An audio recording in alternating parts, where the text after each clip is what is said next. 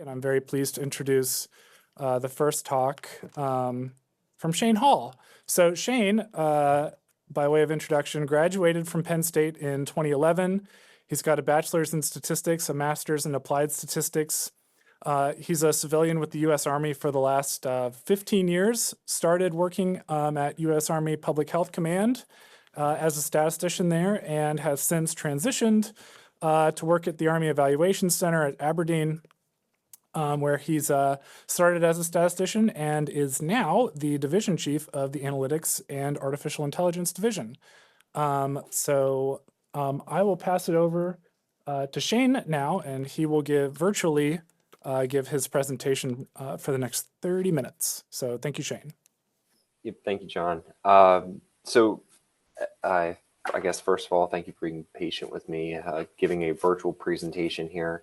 But jumping in, so I guess first to caveat this talk, I don't think you'll see anything that is novel in terms of design of experiments, any kind of academic research, but rather I hope what to really talk through with you is some of the struggles or failures that we have experienced, and also some of the successes we've experienced in the last 15-ish years of using design of experiments. And hopefully you can either steal those ideas or learn from those just like we did and implement in more effective and efficient ways.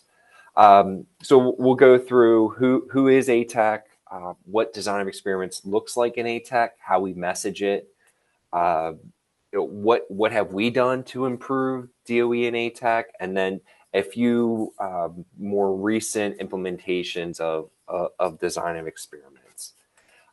So first, who is ATAC? I'll first point you to the bottom right graph here. So I think it's important to note ATAC does not directly report to PMs. We are a direct report to the Chief of Staff of the Army, and we are direct support for Army Futures Command and their systems. ATAC has test centers all over the country. They collect data on all variety of Army systems, and all that data is sent to, among other organizations, but one organization in ATAC, and that's the Army Evaluation Center. And that is where I work. So Army Evaluation Center, just to give kind of a groundwork for what we do, is we look at a system's safety. We assess system safety. We look at the operational effectiveness of a system, the suitability of a system, and the survivability of a system. And all of that information, safety, effectiveness, suitability, survivability, gets reported up through the chain of the Army, like I showed before, to the Chief of the Staff of the Army. More in the same vein of design of experiments talk, we plan and direct test events within the ATAC community. And honestly, now, even for some organizations and data sources outside of ATAC-driven events, we craft evaluation plans that essentially drive testing. So sometimes we get the finger pointed at us for saying you're over testing, and maybe sometimes in the past that's true, but there are a lot of other agencies that kind of come into play there.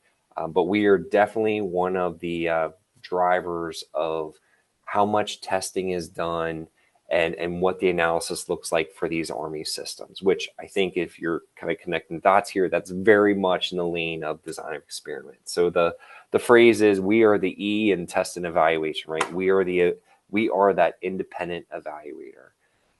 Just a note I don't have on this slide is the way AEC is made up. So AEC is made up of a lot of engineers in different directorates. So we have aviations, a lot of aerospace, we have mechanical, and these directorates are by aviation, by mounted systems. We have other like chem bio groups, soldier support groups, C5ISR.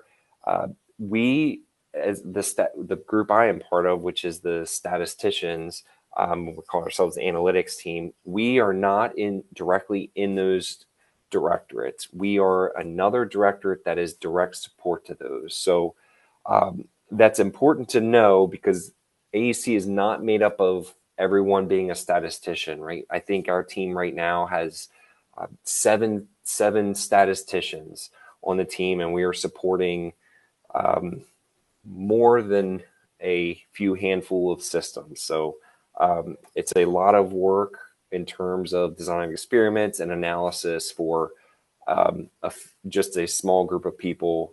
And we're supporting engineers who kind of have more of the engineering, how a aircraft or vehicle functions rather than how do you evaluate it. So with that being said, and kind of keeping in mind how I just described the AEC structure of where one team kind of, I don't want to say on the side because that probably diminishes things, but we are direct support to a lot of those engineering directorates. Our team is the kind of spokesperson, the driver, the influencer of, all things statistics, including design of experiments. So our team, most of us have advanced degrees in statistics through academia, and we've all taken the DOE coursework. So really starting with that mindset, right? We come out and we've gotten that DOE coursework, and in that purple box on the left, that's kind of my paraphrasing of the coursework we typically got, right? Like come out and say, we know what DOE is. It's this. It's what's in that box. And we quickly learn, right, that there's many other ways to execute quote unquote DOE. But that's kind of where we came from. And in that same vein, right, you learn this DOE process. And this is kind of my version, which I'm sure somewhere out in the world is a direct copy of someone's. There are, but for us that have kind of experience in DOE, this is not something new that I'm presenting, right? This is any, in every textbook and all over any resource you can find. The process from stating the problem, identifying your evaluation objective, then you get your response variables, factors, and levels. Based on those things, you choose your experimental design, a test, analyze the data, and write your conclusions, right? I don't think that's anything new to any of us. I can confidently say what we do in AEC and ATEC directly translates to that, right? Like we have metrics, we lay out our metrics, we get our factors and levels from requirements, subject matter experts, soldiers. We do the statistics to generate those test designs. Obviously, we execute a test, and we get that data back. We analyze it and put in reports that feed up to higher levels in the Army. So, it's a kind of a broad process, but I can confidently say we do that, right? Where things get tricky is we've been doing this for about 15 years. We've had our ups and downs, right? We've had our misuses, our missteps, and that's sometimes on us. I think sometimes that's just miscommunication, misuse, bad terminology, and that has bubbled up sometimes to where we are having discussions, whether it's within our director or our division, within our AEC or ATEC, or just the greater Army about DOE's the problem. How did DOE take us down this path we're on now? So just one of probably a few reasons is the terminology. And I just wanted to point out, hopefully no one's in the room that gets offended by me pointing this out, but just to point out like one example of a few here of really what has tripped us up and what has tripped the ATEC community up in the past is, these are DAU, and if anyone not in the acquisition world, Defense Acquisition Universities, kind of the training hub, I guess, for all things acquisition. So they define DOE, right, as a statistical methodology for planning, conducting, analyzing data. I think we can all read that and feel pretty good about that definition, right? Got it. It's pretty straightforward. They then go on to define stat, which I will admit was a new term for me when I entered the acquisition workforce, as the use of scientific and statistical methods with associated processes to enable the development of efficient, rigorous, and defensible test plans and the evaluation of those results.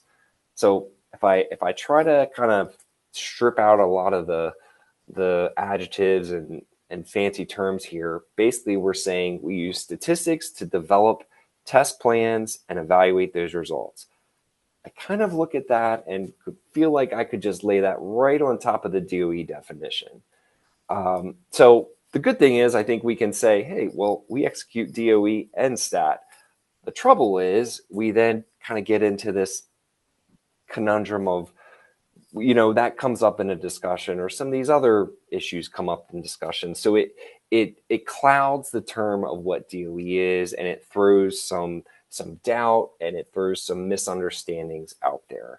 And I don't really mean to just poke on the DAU definitions. There's other reasons that has happened. But that's just, I think, a very interesting example to point out. So all that kind of laying the framework, right? Like, what do we claim DOE? And I will tell you, this has kind of shifted a little bit. But we basically kind of take a broad approach and say if we're using statistically defensive methods to scope a design, and then on the back end, after the test or data is actually executed, obviously, I think that's the step I don't put in here, but hopefully is implied.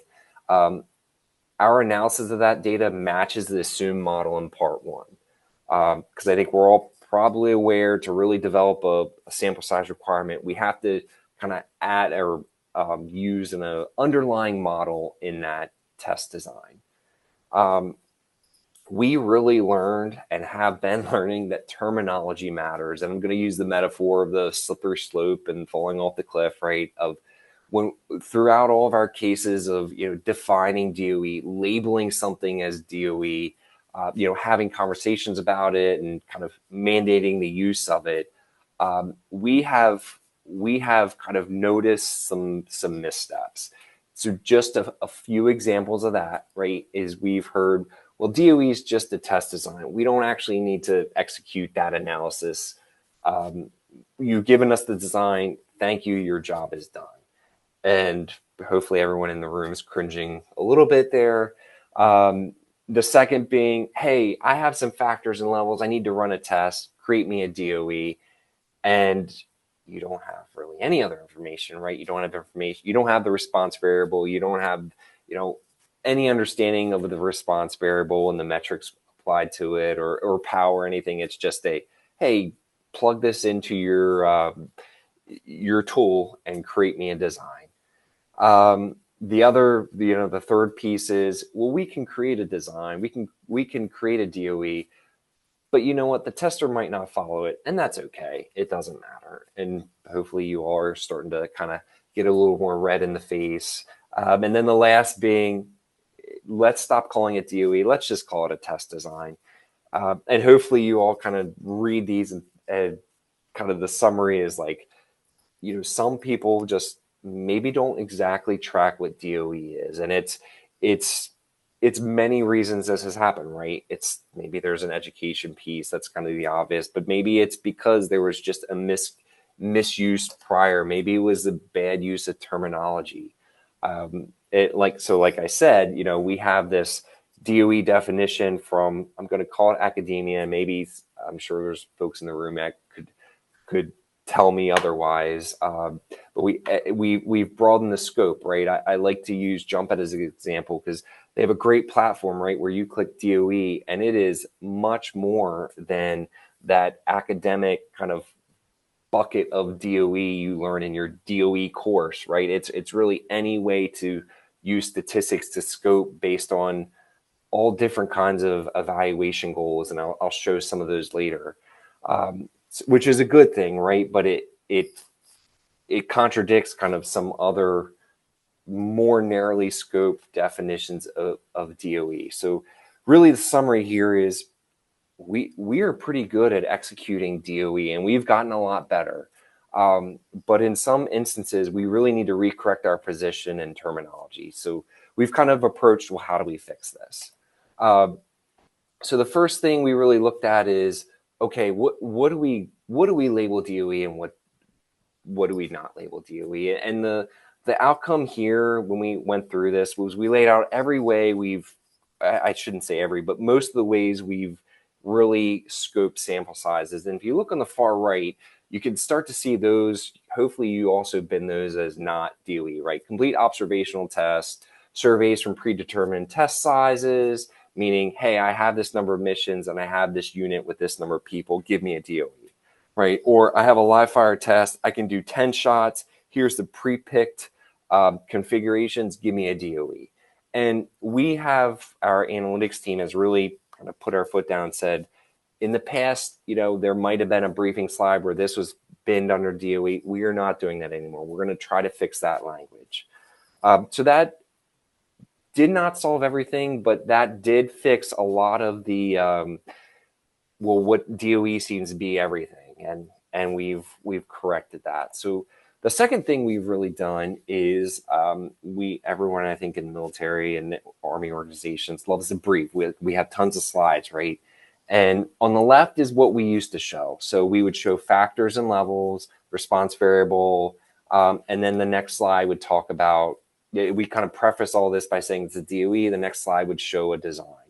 And we really went in with the mindset of, tell me your test event, tell me your response, tell me your factors, constraints, etc. And we kind of took a step back recently and said, what's the important thing? If we have an important measure we're evaluating the system on, is it really important that we have a DOE, or is the important thing that we know at the end of our data collection, which in Army acquisition is not just a single event, it's many events, right? At the end of our acquisition cycle, we have enough data that we can confidently analyze this system. So we have kind of changed this mindset to a campaign of data. Now, truthfully, as you're all probably thinking, there is some DOE embedded in this, and that is definitely not, we're not trying to say we're no longer doing DOE, it's a campaign of data, right? That is not a true statement. But we are trying to correct the language so that leadership and others understand we're doing like a cumulative plan, and there's many caveats in this, right? I think we could spend probably half a day talking about the caveats here. But it's that data plan to make sure at the end of our time, when it's time for us to analyze that data, do we have enough data? And I think that's still the same mindset as DOE, but it's just looking at it at a different way. So with that being said, I kind of want to switch gears just a little bit and talk about our kind of timeline of how we've implemented DOE. So in the 2009-ish timeframe, DOT&E came out with their guidance on DOE, which really kickstarted ATEC for DOE. And presumably, and obviously, I think, right, you can probably assume that really fell into the operational testing. We used de optimal designs. Sometimes it was a matter of, hey, I just want to estimate a mean or a proportion. Very easy to do, right? And that was kind of where we lived for a while because we focused on operational tests. And then the Army and DoD came out and said, we want to shift left. We want to collect more data on the front end of acquisition testing than just in the back end operational test. So that brought in developmental testing, which brought in a plethora of other evaluation techniques and data sources and evaluation goals to look at. So just a few here. I will cover each of these kind of one slide, not a specific example, but just to kind of highlight how we've used these. And to me, the whole framework of these next few slides is really to understand it's not about receiving a response, factors, levels, and test design. The important thing is, what is the evaluation goal? And I think that's a good segue into this equivalence test. So for the sake of time, the way I like to think of it is, this is very, very similar to a t-test, right? And t-test is like week one of any Stat 101 course. So this is the math behind this is not innovative. It's not, PhD level that's groundbreaking. It's really doing one simple thing, and that's switching your hypothesis to understand your evaluation goal. So typically, right, in a t-test, the burden of proof, right, we're trying to prove the alternative hypothesis, and we need to make sure we have enough data to test our assumptions to do that. If we under test, right, and have a test with low power, and our evaluation goal is to maybe say that they're equivalent, maybe in our case, the point of origin from customer test 6 is equivalent to customer test 5, which are tied to a software update. We could just severely under test, and if we were using a t-test, we would pretty much fall into that conclusion. But in this case, we need to do the right test. We need to use the equivalence test. And in our case, we actually said the margin of interest was 5 meters, meaning if customer tests actually performed 4 meters worse, we're still calling it quote unquote equivalent. So this to me is kind of the best example of understanding an evaluation goal and making sure you choose that right test. The second is covering arrays. So we've looked at these where we have, in our case, it's been business systems, where there's a process that has a certain amount of steps or a certain amount of widgets. W in our case is widgets. And we can go through and obviously not test the 8 million plus runs that would be required if we tested every combination, but test, in our case, it was 136 and have high confidence that we are going to find a lot of the errors. For the sake of time, I'll kind of just keep breezing through these. Optimal design. So I talked about the optimal design, right? That was kind of what we landed on the beginning with the operational testing. We looked at AIDA target recognition class confidence for a system, where essentially we were taking the difference in what the AIDA target recognition model said it was to the live run and taking that difference, and that was our response. So we weren't necessarily worried about comparing, stationary mid to max target motion versus we want to understand that what we're calling class confidence difference within the prediction space. We want to predict the outcome. So that's, to me, another you could build that same design, right? But it's understanding that optimal versus optimal design. And then the last is the space filling design. So we have seen this very applicable to modeling simulation. As modeling and simulation becomes more prevalent, we're asked, hey, how many of these should I test? How many runs in M&S should I test? If they can be timely, they can be expensive, they could be both, which probably means you can't just run everything. So just like the last one, where it was over 8 million, this would have been over 500,000 if we ran every combination. I mean, we got it down to 100. And again, the big thing with both the covering arrays and space filling is you need a deterministic or nearly deterministic design. I will put a plug in here for JUMP. So I think JUMP makes this very easy. You could, if you put in there, I think there's about 5 or 6 options. I'm sure there's more out there, but it is very easy to choose the right space filling design based on the constraints you have. In this case, we have categorical factors, and we had disallowed combinations, which essentially points you to the fast flexible filling design. And last really technical slide here, I just wanted to point out for each of these, in a d-optimal design, right, we focus on power. We focus, after confidence, and we give a signal noise, we look at power among some other things, but power is kind of the big one. Besides the equivalence test, where it's really that flip of the hypothesis, the other 3 do not look at power. optimal looks at prediction variance. And what I did here was I created that design, and the prediction variance was 0.07. If I would have created the design using d-optimal and had that wrong, evaluation objective, I would have had a larger prediction variance, even if I would have analyzed it kind of in the optimal method. So covering arrays look at coverage and diversity, and space filling design looks at discrepancy. So again, to me, it all goes back to your evaluation goals, which is really my final slide here, talking about some takeaways. I'm gonna get a drink of water real quick. But to me, terminology matters, right? We had kind of our left and right limits of what DOE is. ATEC definitely stretched those, and folks point that out, right? Like we had misuses, we had mislabeling, and that was just a good way to kind of kickstart doubt, throwing doubt into design of experiments. So we've kind of right-sized our boundaries of what is and isn't DOE.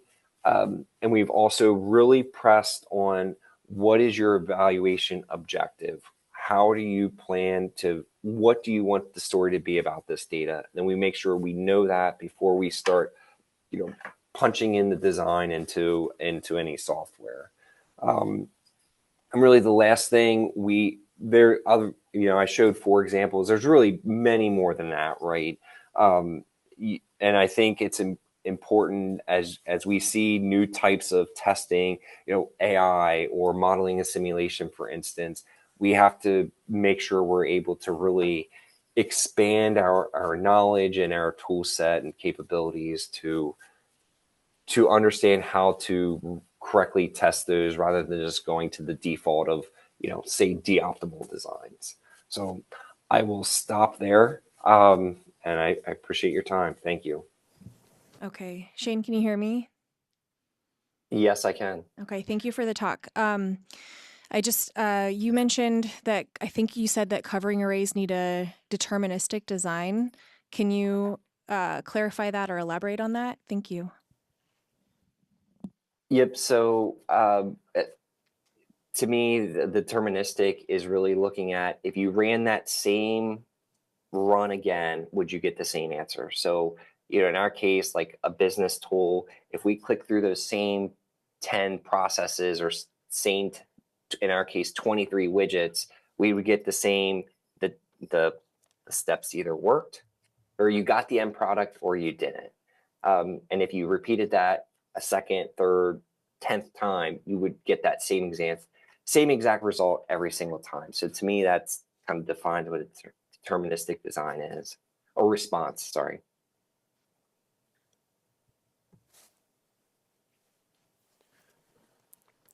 All right, Shane, I'll ask you a question from John.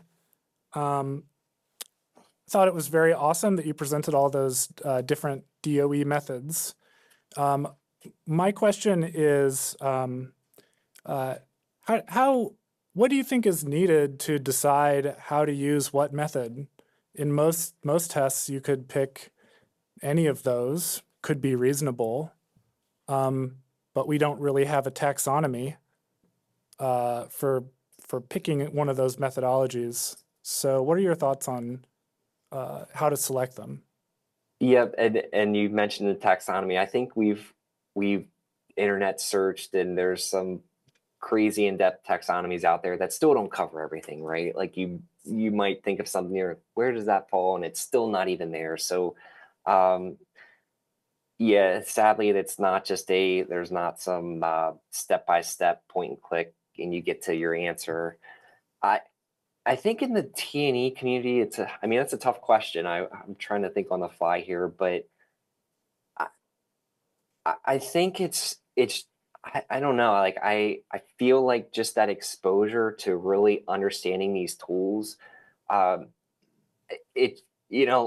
I go back to when coming out of academic, like you didn't really, when you learned DOE, you didn't think I really just need a statistical method to scope and determine a sample size and determine that randomization and structure. So I hate to act like we need to change the world of what DOE is, but I think that would just help get that messaging of, as folks come in, what is DOE, and not pointing to that, which we were guilty of for a fairly long time, just pointing to that textbook step and process of here's the bin of what DOE is and here's what it isn't.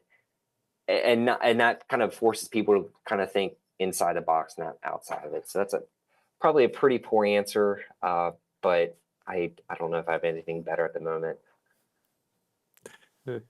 No, I'm roughly thinking along the same lines. So thank you for that.